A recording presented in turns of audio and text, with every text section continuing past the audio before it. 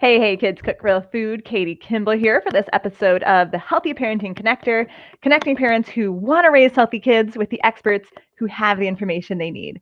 And today I have with me Melanie Potock, who is a fabulous feeding expert. She's got a couple books and tons of information online, and I'm so excited to talk to you today. Thanks for being here, Melanie.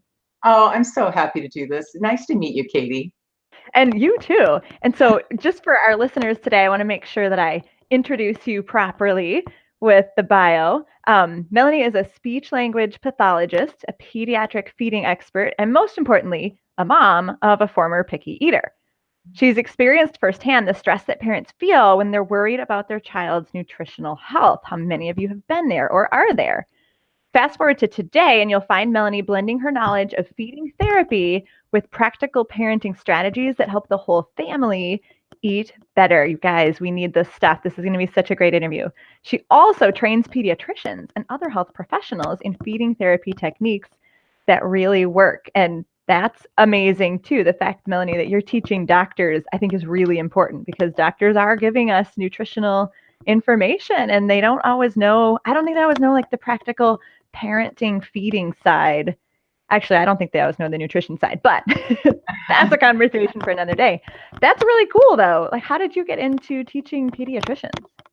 Well, I teach a variety of health professionals. Sometimes there's pediatricians in the office. Sometimes it's registered dietitians, SLPs, OTs, even physical therapists have come to my courses before, which I love because I think the more that those of us who work with children really understand the whole child, the better. And likewise, they teach me a lot too. So I think it all just started with my books and then eventually teaching around the world and probably social media has helped a little bit too. Yeah, that's a good thing. What a beautiful synergy that you have there with all those health professionals.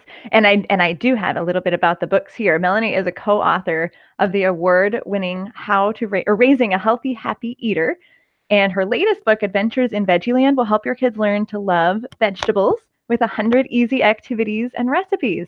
Melanie is everywhere online, you guys. Her advice has been shared in a ton of print and TV media, including the New York Times, CNN.com, the Huffington Post, and Parents Magazine. So I am honored beyond belief to have you here today, Melanie.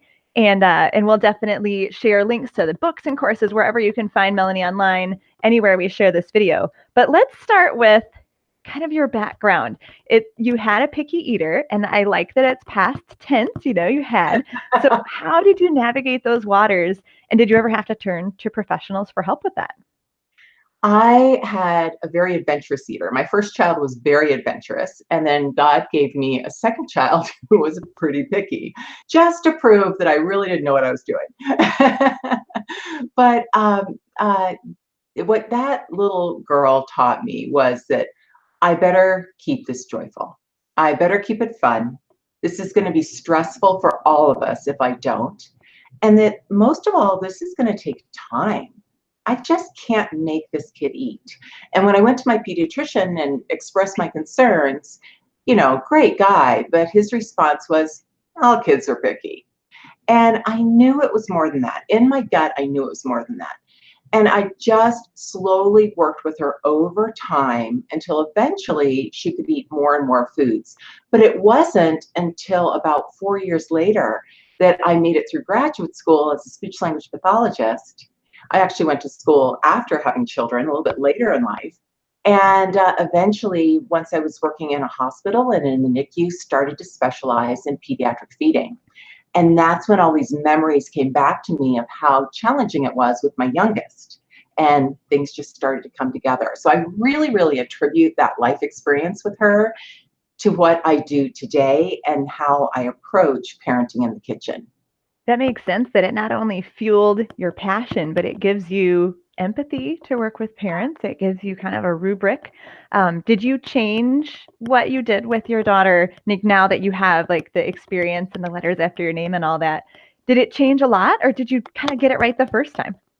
Well, I was really going through uncharted waters with my daughter. So, and no background as a speech language pathologist, no understanding of oral motor skills, any of that. So frankly, going into it a little bit blind, but I think I just have a natural love for children and food and cooking. And she taught me what would work.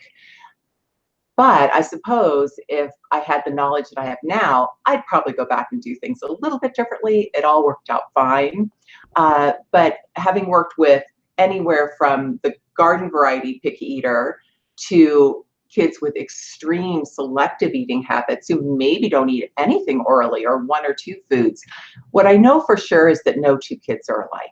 And no, there's no magic recipe for this. We have to tweak according to the child and the family. Sure, I love that. And I actually love that it was experience first, kind of without the education. And I'm sure there was a bit of a ping pong match going between your daughter and you. Like, let's try this. Oh, that doesn't work. Like, now I'm teaching mom something. Mom tries something else, you know? And so I think it's a beautiful origin and a place to begin. And then to kind of layer the knowledge on top where you can go, oh, like I need to insert this because here's how oral sensories works or whatever. Yeah. How does all that come into play now, as you're working with parents and creating these books, especially your new one, Adventures in Veggie Land? Like, is that experience still paramount in your mind? It definitely is. What I did with my youngest is, not realizing it at the time, but looking back on it, is I followed my philosophy of the 3 E's: expose, explore, expand. So the first step, whether we're teaching children to learn to love vegetables or whether we're teaching them to learn to love any food, is to expose them to that food through grocery shopping, gardening, farmers markets, Costco, whatever it happens to be. And one of my favorite ways to do that is through food play. So I really, really love if children can get involved not only with cooking, but also building with food, or playing tic-tac-toe with green beans, or having a race to see who can peel a Brussels sprout the fastest, really incorporating the fun, which is what I think all good teachers do. And then we move on to from expose to explore, where we start to explore a little bit more, gently pushing the child to do a tiny bit more. Maybe it's more complicated recipes. Maybe it's not just licking the food, but it's actually holding the food in your mouth, in between your teeth. And then we begin to expand from there. I think so often the misstep that parents tend to make is they jump right to expand. I want to expand what they'll eat, I want them to eat more vegetables, but there's a process to get to expand. Okay. Okay. Gosh, that's great. I love that 3 E's. And then we'll talk about some things parents can do like at the table to Sure. keep things moving smoothly. But first, what about snacks and timing? Because I talk a lot about this. I always say a good dinner begins with proper snacking habits. So what are your recommendations for snacks? It really depends on the age, but in general, from age, about 18 months up to school age, I like kids to be on a meal and snack time schedule, just like they were in a classroom. Kids don't get to graze throughout the day at school, and they shouldn't get to graze throughout the day at home either. So we like kids to have some predictability, maybe breakfast, and then about 2 to maybe 2.5 hours later for an older child, then a small snack. And here's where I think another misstep comes in, is that I think in the United States especially, we tend to give way too big of snacks. That was me.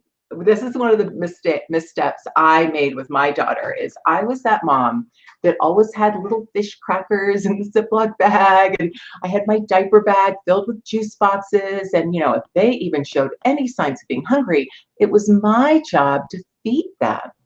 And I realized, didn't take too long for me to realize, that I was really spoiling their appetite by constantly responding to what I thought was appetite, when in fact it was just boredom or thirst and they just needed some water, or it was me wanting to keep them occupied, so I'd hand them a snack.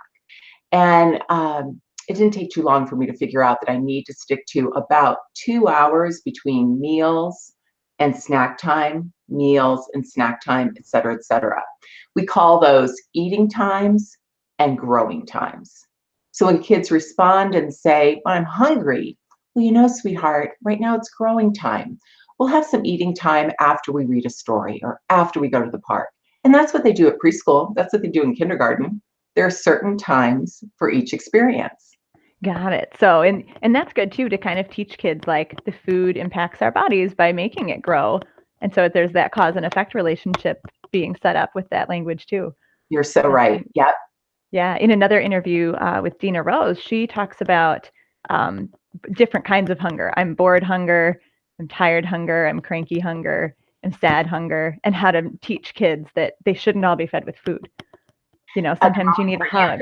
My co-author with Raising a Healthy Happy Eater, she and I talk quite a bit about that in Raising a Healthy Happy Eater, and that the response to hunger, we have to be careful that it really is, oftentimes it's not hunger.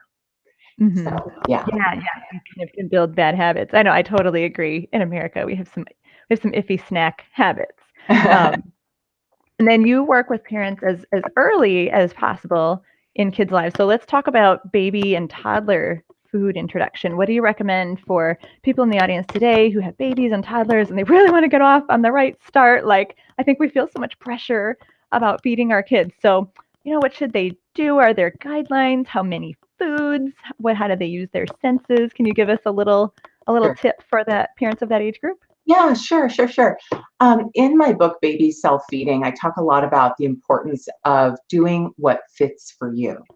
And a lot of parents want to know, do I start with solids? Do I skip purees? Like, there's so much information out there. I want you to do what works for you and for your family and your mealtime culture.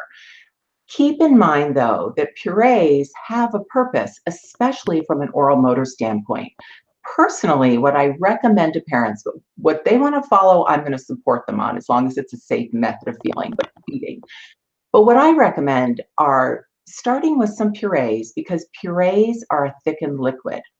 And we know for sure, as a certified speech-language pathologist, that being able to swallow more of a thickened liquid, like a baby food smooth puree, helps kids develop a safe swallow pattern so that they don't aspirate and they're less likely to choke.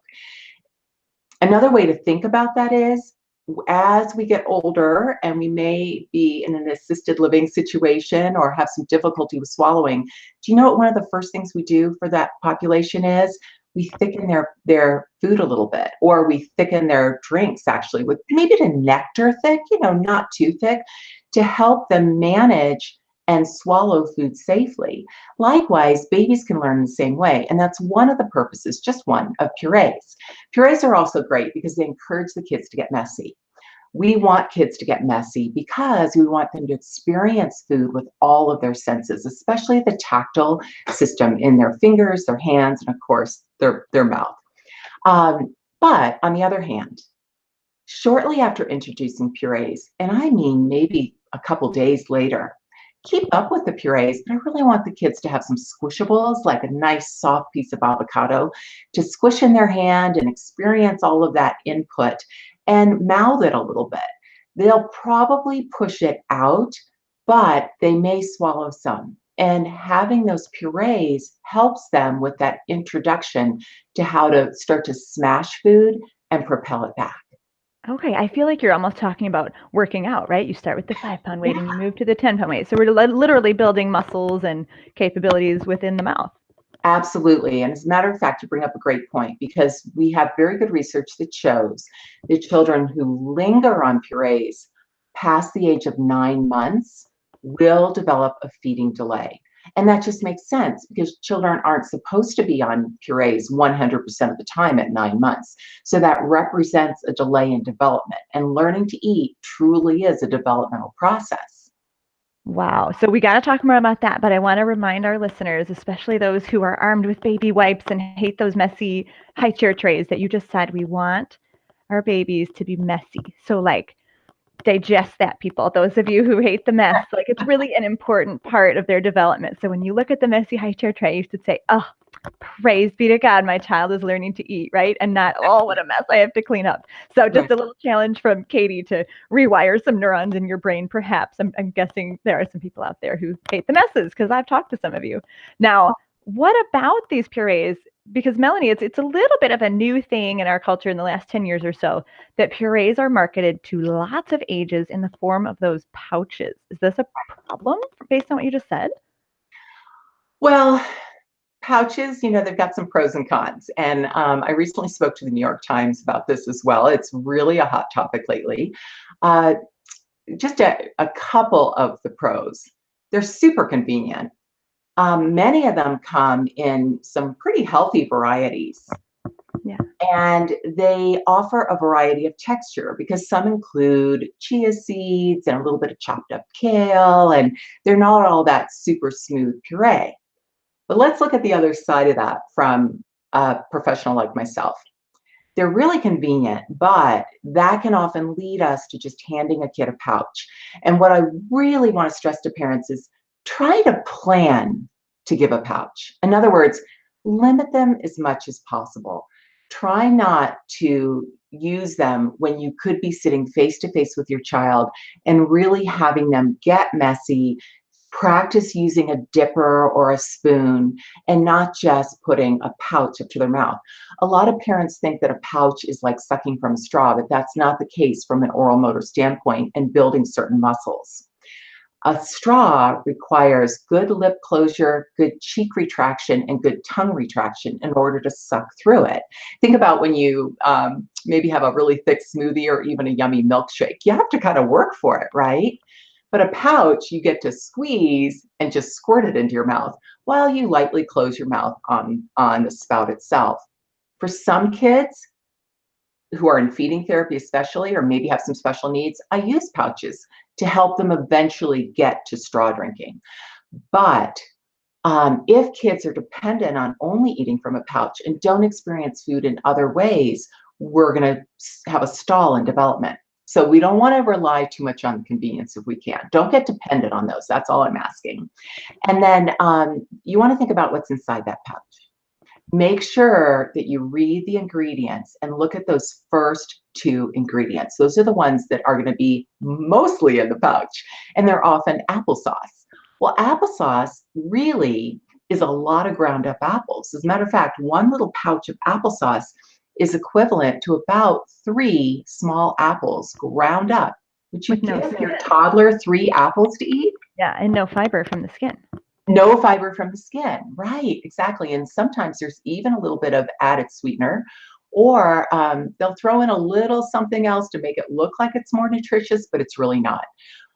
I would just be very, very careful to look at the ingredients and make sure the pouches you're buying are true good nutrition, or make your own. Get some of the pouches that you can fill with your own nutritious blend. That's what I'd love to see parents do. Yes, definitely. And we have some information on kitchen stewardship. I'll link to wherever we share this video too for, I think we have a carrot puree that's really like, even my older kids kind of liked it and could eat it with a spoon, and the refillable pouches. Definitely. If you make it yourself, you're in charge of the ingredients, right?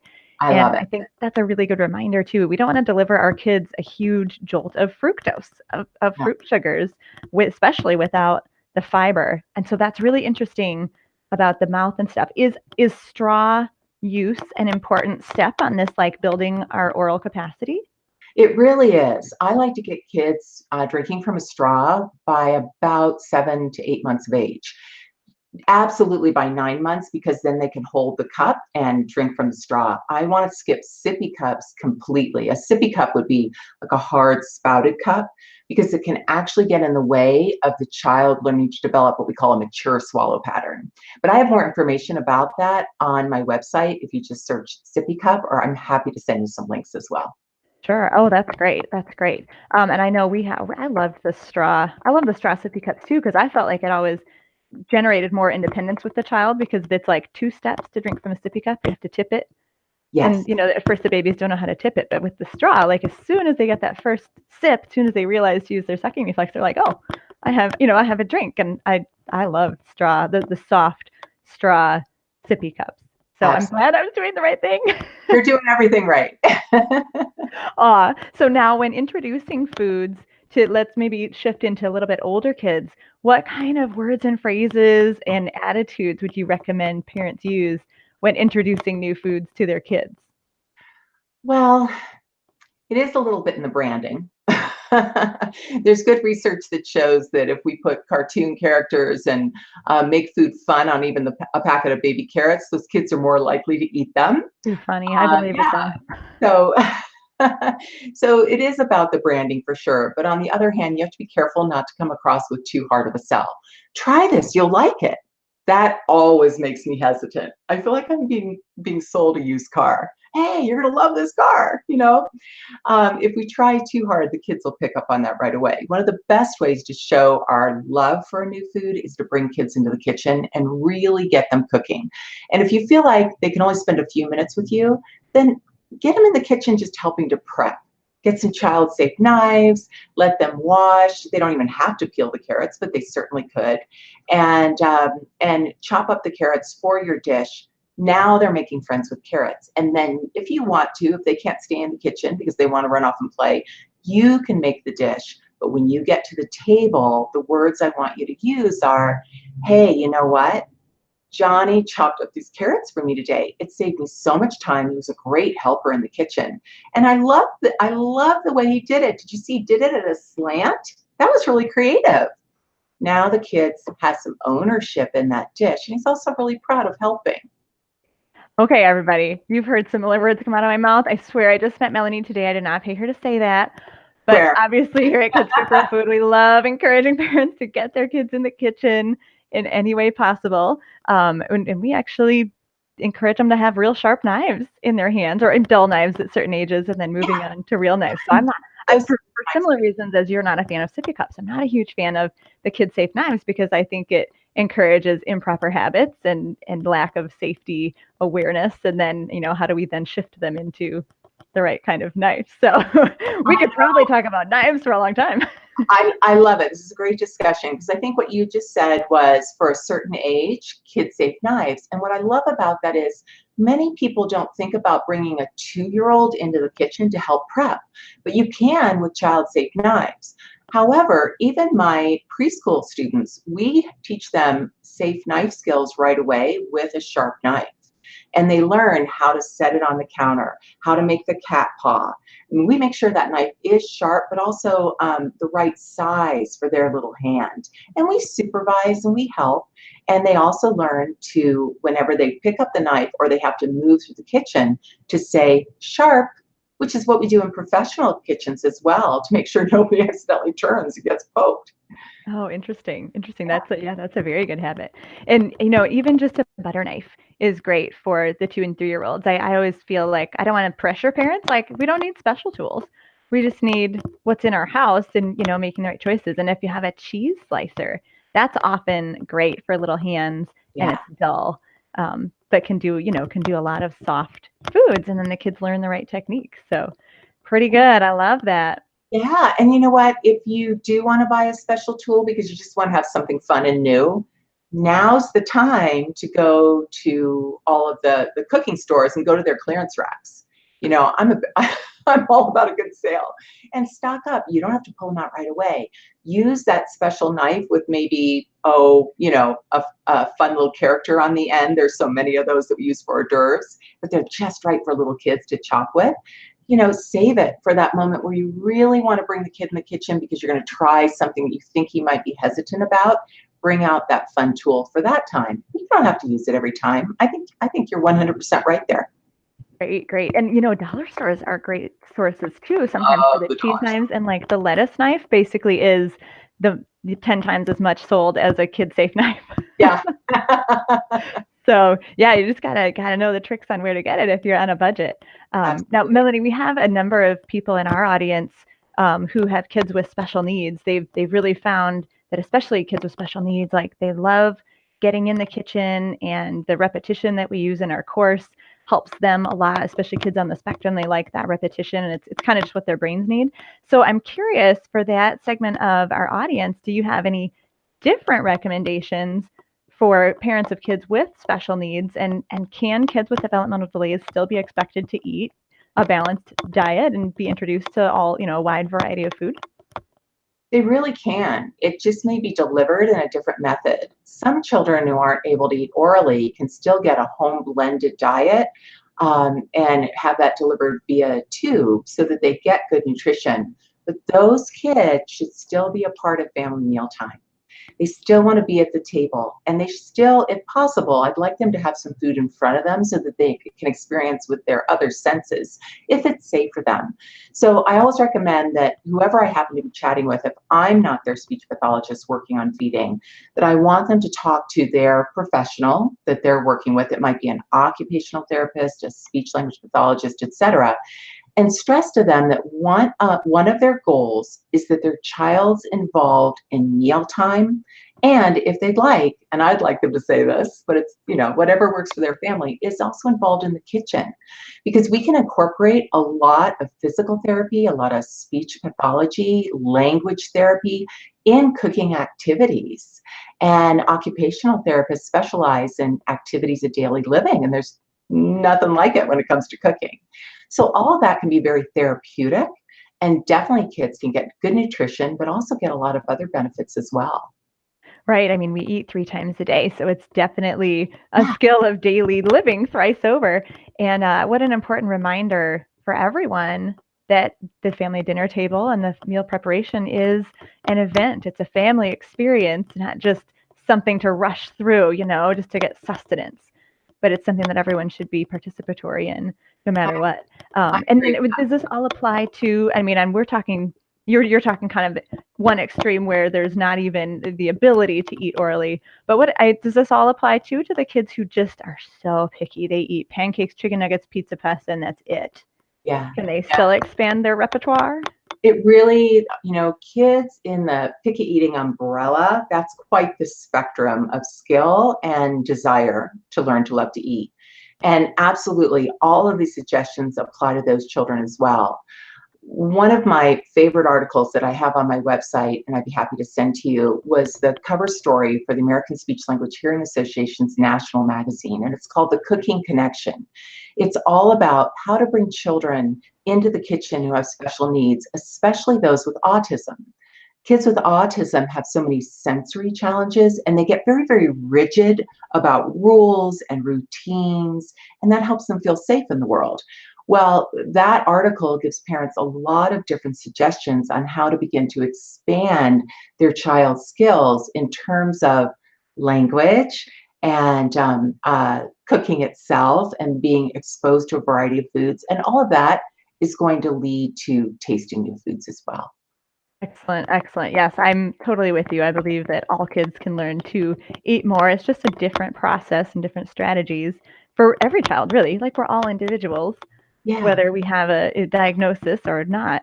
And then you have this really cool information about the 8 senses that we talked about in another interview. So we'll make sure to link to that too, wherever we share this one. But let's finish up talking about your book, Adventures in Veggie Land. Can you give us a little sneak peek? Yeah, you know what? I've got one right behind me here. Beautiful. This is my latest book. It's Adventures in Veggie Land, and it's how to help children learn to love vegetables.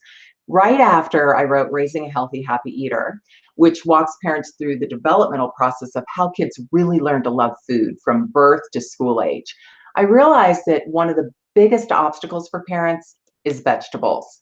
So I created a 3-step plan based on expose, explore, expand, like we talked about, to help children learn to love all sorts of vegetables. As a matter of fact, 20 in all. So if you look at this side of the book, it's actually color-coded. And that's because whenever you buy the book, right now it would be winter, you would open it up to the color-coded chapter this happens to be at the beginning of the book, which would be winter vegetables.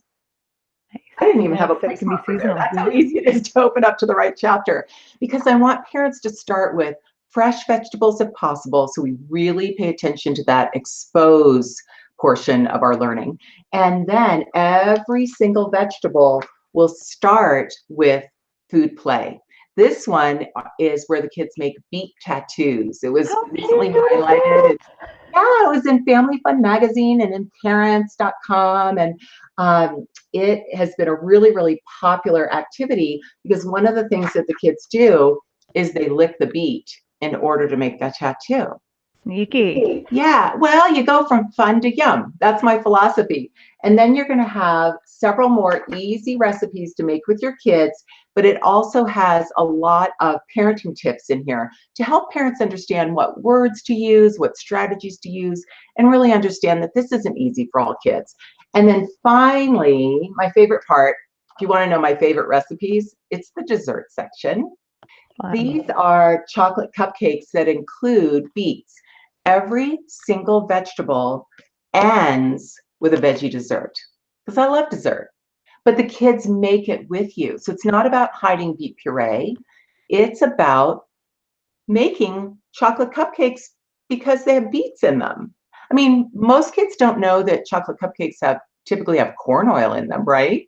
Why not teach them that they typically have beets in them? We have this great opportunity to bring vegetables into every aspect of our cooking, and it really is about frequent exposure that gets us to adventurous eating.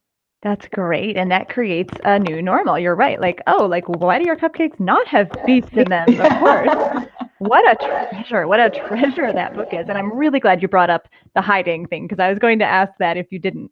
That kids should know. Kids should have the knowledge and the experience of what's in their food, and there's no trickery or hiding. So I like that. I appreciate that too. Great. Oh my goodness. Well, thank you, Melanie. This has been so valuable. And I know the audience is probably scratching down notes and ordering your book and running to your website to see, more about you, and just such a wealth of knowledge. So we really appreciate it here at Kids Cook Real Food to have a visitor as knowledgeable as you.